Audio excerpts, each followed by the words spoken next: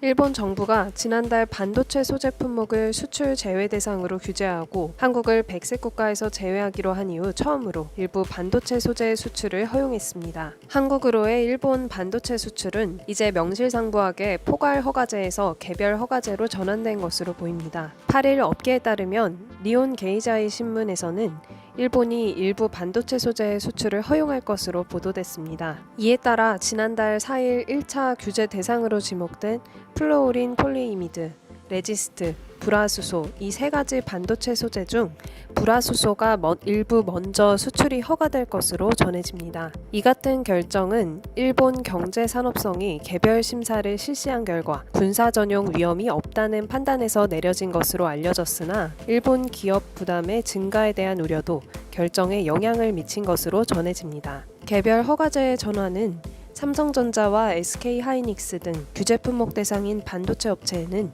이미 피해가 우려되고 있습니다. 포괄 전환제에서 건별 심사인 개별 허가제로 전환됨에 따라 개별 심사의 약 90일 정도가 소요되는 등 소재의 공급에는 차질이 불가피한 것으로 보이기 때문입니다. 박주선 NH투자연구원에 따르면 지난 7일 일본 경제산업성은 한국을 백색 국가에서 제외하는 수출무역 관리령 개정안을 공포하며 세부 시행 규칙인 포괄허가 취급 요령을 발표했습니다. 포괄허가 취급 요령에는 1100여 개의 전략물자 품목을 한국에 수출할 때 적용하던 일반 포괄 허가를 불허하고 특별 일반 포괄 허가를 허용해 수출할 수 있도록 하는 내용이 담긴 것으로 전해집니다. 3년 내 다시 허가를 받지 않고 전략물자를 한국에 수출할 수 있는 제도인 일반 포괄 허가와 달리 특별 일반 포괄 허가는 일본 정부의 자율준수 규정을 인증받은 기업이 수출하는 경우 3년에 한해 포괄 허가를 내주는 규정으로 알려져 있습니다. 자율준수 기업은 백색 국가에서 제외돼도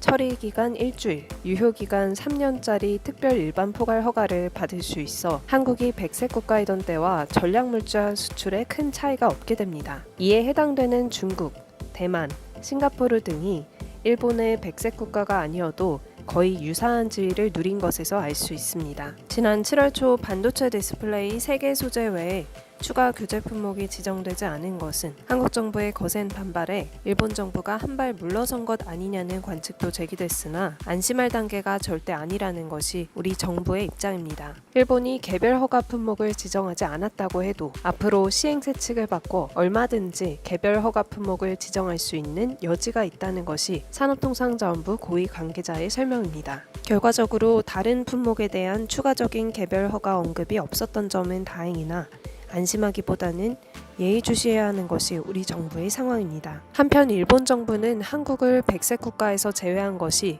경제 보복 조치가 아니라는 입장을 반복하고 있는 가운데 우리 정부는 오전 일본 수출 규제 대응 관계장관 회의에서 일본을 한국의 백색 국가 리스트에서 제외하는 전략물자 수출입 고시 개정안을 논의 중입니다.